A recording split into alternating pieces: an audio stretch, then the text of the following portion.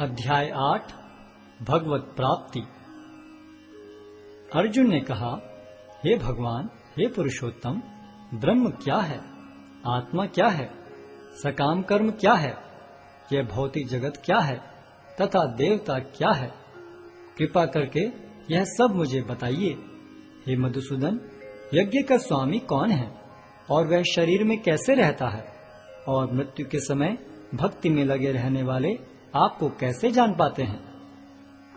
भगवान ने कहा, अविनाशी और दिव्य जीव ब्रह्म कहलाता है और उसका नित्य स्वभाव अध्यात्म या आत्म कहलाता है।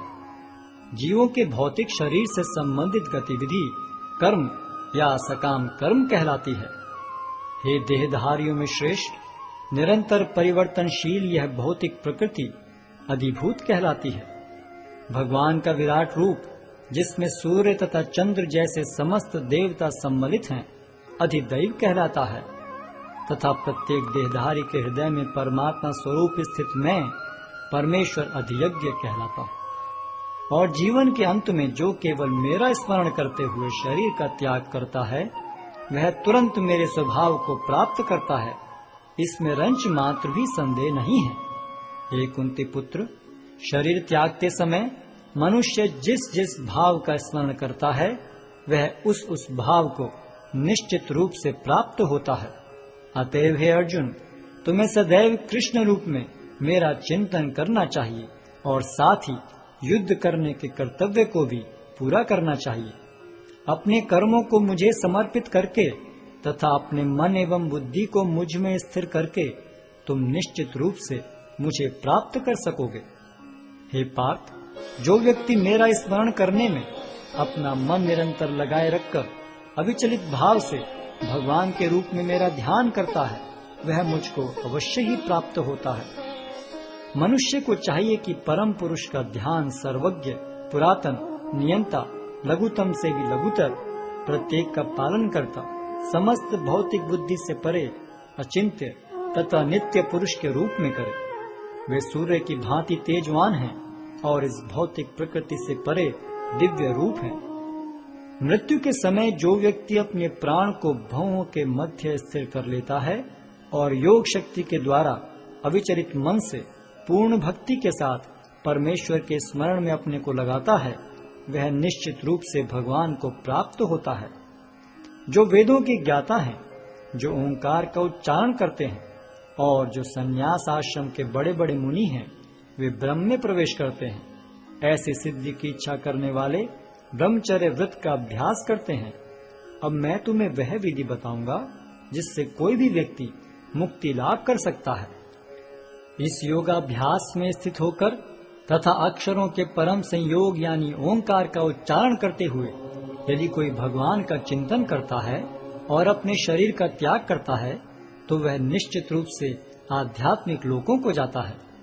हे अर्जुन, जो अनन्य भाव से निरंतर मेरा स्मरण करता है, उसके लिए मैं सुलभ हूँ, क्योंकि वह मेरी भक्ति में प्रवृत्त रहता है।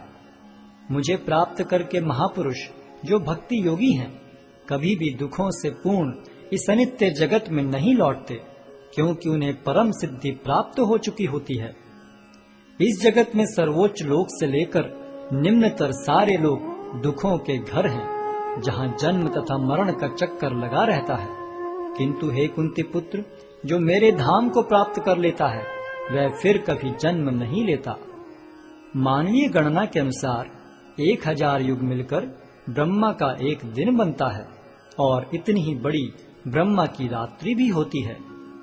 ब्रह्मा के दिन के शुभारंभ में सारे जीव अव्यक्त अवस्था से व्यक्त होते हैं और फिर जब रात्रि आती है तो वे पुनः अव्यक्त में विलीन हो जाते हैं। जब जब ब्रह्मा का दिन आता है तो सारे जीव प्रकट होते हैं और ब्रह्मा की रात्रि होते ही असहायवत विलीन हो जाते हैं। इसके अतिरिक्त एक अन्य अव्यक्त प्रकृति है जो शाश्वत है और इस व्यक्त तथा अव्यक्त पदार्थ से परे है। यह परा और कभी नाश न होने वाली है।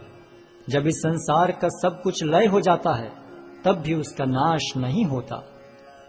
जिसे वेदांती अप्रकट तथा अविनाशी बताते हैं, जो परम गंतव्य है, जिसे प्राप्त कर लेने पर कोई वापस नहीं आता, वही मेरा परम धाम है। भगवान जो सबसे महान है, अनन्य भक्ति द्वारा ही प्राप्त किए जा सकते हैं।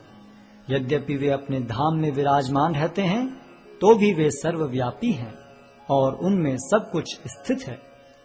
हे भरत श्रेष्ठ, अब मैं तुम्हें उन विभिन्न कालों को बताऊंगा जिनमें इस संसार से प्रयाण करने के बाद योगी पुनः आता है अथवा नहीं आता। जो पर ब्रह्म के ज्ञाता हैं, वे अग्निदेव के प्रभाव में, प्रकाश में, दिन के शुभ क्षण में, शुक्ल पक्ष में या जब सूर्य उत्तरायण में रहता है, उन 6 मासों में इस संसार से शरीर त्याग करने पर उस पर ब्रह्म को प्राप्त करते हैं। जो योगी धुएं, रात्रि, कृष्ण पक्ष में या सूर्य के दक्षिणायन रहने के 6 महीनों में दिवंगत होता है, वह चंद्रलोक को जाता है, किंतु वहां से पुनः चला आता है। वैदिक मतानुसार इस संसार से प्रयाण करने के 2 मार्ग हैं, एक प्रकाश का तथा दूसरा अंधकार का। जब मनुष्य प्रकाश के मार्ग से जाता है तो वह वापस नहीं आता, किंतु अंधकार के मार्ग से जाने वाला पुनः लौट कर आता है। हे अर्जुन, यद्यपि भक्तगण इन दोनों मार्गों को जानते हैं, किंतु वे मोहग्रस्त नहीं होते, अतः तुम भक्ति में सदैव स्थिर रहो। जो व्यक्ति भक्ति मार्ग स्वीकार करता है, वह वेदाध्ययन, तपस्या, दान, दार्शनिक तथा सकाम कर्म करने से प्राप्त होने वाले फलों से वंचित नहीं होता। वह मात्र भक्ति संपन्न करके इन समस्त फलों की प्राप्ति करता है और अंत में परम नित्य धाम को प्राप्त होता है।